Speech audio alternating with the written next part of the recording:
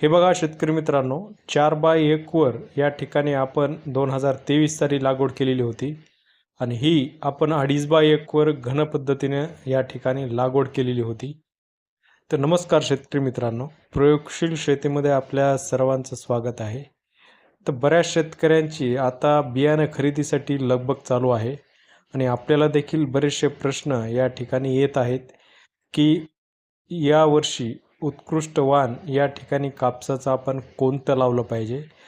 तर शेतकरी मित्रांनो, वाणाची निवड करताना आपल्याला बऱ्याच गोष्टीच्या या ठिकाणी काळजी घेणं आवश्यक आहे.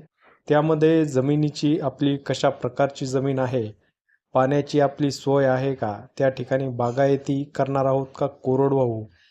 यामध्ये कोरडवाहूसाठी वेगळ्या व्हरायट्या या ठिकाणी लावायच्या असतात.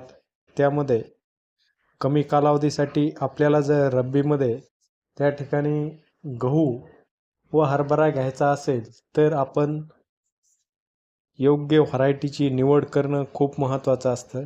तर एकूणच बघायला गेलं तर कापसाची व्हरायटी ही निवडताना खूप काळजीपूर्वक नियोजन करूनच त्या ठिकाणी निवडली गेली पाहिजे. कारण की आपल्याला कापूस उपटून परत दुसरं पीक रब्बीमध्ये घ्यायचं असेल तर लवकर येणारी व्हरायटी निवडणं महत्त्वाचं असतं. त्याचबरोबर आपलं जर अंतर हे या ठिकाणी आपण पारंपरिक पद्धतीने 4x1 वर लागवड करत असू व कोरडवाहू पद्धतीने जर कोरडवाहू शेतामध्ये आपण जर लागवड करणार असाल तर त्याच्यामध्ये आपल्याला लवकर येणाऱ्या त्या ठिकाणी लवकर मॅच्युअर होणाऱ्या व्हरायट्या ह्या लागवड करणं महत्त्वाचं आहे.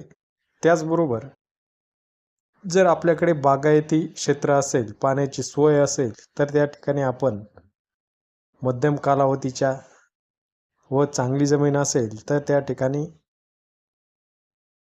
जास्त कालावधीच्या व्हरायट्या निवडणं हे महत्त्वाचं आहे. तर व्हरायटी निवडताना आपल्याला घन लागवडीमध्ये कोणती व्हरायटी आपल्याला निवडायची आहे हे आपण या ठिकाणी बघणार आहोत. घन लागवडीमध्ये वेगवेगळ्या व्हरायट्या ह्या आपल्याला या ठिकाणी लागवड केल्यानंतर उत्पादन हे चांगल्या पद्धतीने देत असतात. कोरडवाहूमध्ये विचार केला तर कोरडवाहूमध्ये कमी अंतरावर जर आपण लागवड केली म्हणजे एकरी झाडाची संख्या जास्तीत जास्त जर बसवली तर त्या ठिकाणी आपल्याला सरळ वाढणाऱ्या व्हरायट्या निवडणं खूप महत्त्वाचं आहे. त्यामध्ये पण आपण यावर्षी पावसाचा अंदाज जर बघितला तर पाऊस चांगला होण्याची शक्यता आहे. त्यामुळे आपण मध्यम कालावधीच्या व्हरायट्या निवडल्या तरी चालतील. ज्यांचं एकदम हलकी जमीन आहे त्यांनी लवकर येणाऱ्या व्हरायट्या ह्या निवडाव्या. तर याच्यामध्ये आपण कोणत्याही ज्या आपल्या अनुभवानुसार आपल्या क्षेत्रामध्ये जेवढ्या व्हरायट्या चालतात त्या आपण त्यापैकी आपल्या अनुभवानुसार निवडू शकता. जर आपण कोणती व्हरायटी या ठिकाणी निवडलेली आहे, आपली जमीन कशी आहे हे जर तुम्हाला त्या ठिकाणी बघायचं असेल तर आपल्या जे प्राईम मेंबर आहेत त्यांच्यासाठी आपण एक व्हिडिओ टाकणार आहोत. त्यामुळे आपल्या चॅनलला या ठिकाणी जॉईन करा व योग्य ती माहिती त्या ठिकाणी मिळवा. तर शेतकरी मित्रांनो, या ठिकाणी आपण कोणतीही व्हरायटी रिकमेंड करत नाही. कारण की आपण या ठिकाणी व्हरायटी जर सांगितली तर प्रत्येक शेतकरी त्याच व्हरायटीच्या मागं लागून त्या ठिकाणी तिची डिमांड वाढते व एकूणच तिचे भाववाढ देखील होत असते. तर आपण यावर्षी बघायला गेलं तर 3 ते 4 व्हरायट्या या ठिकाणी अतिरिक्त MRP पेक्षा खूप जास्त भावाने या ठिकाणी विक्री होते. त्यामुळे कोणतीही व्हरायटी या ठिकाणी आपण रिकमेंड करत नाही. त्यामुळे एकूणच जी भाव वाढ असते ती रोखण्यास मदत होते आणि प्रत्येक या ठिकाणी यूट्यूबरने जे अनुभवी शेतकरी आहेत त्यांनी देखील या ठिकाणी एखाद्या ठराविक व्हरायटीची जाहिरात करणं हे चुकीचं आहे.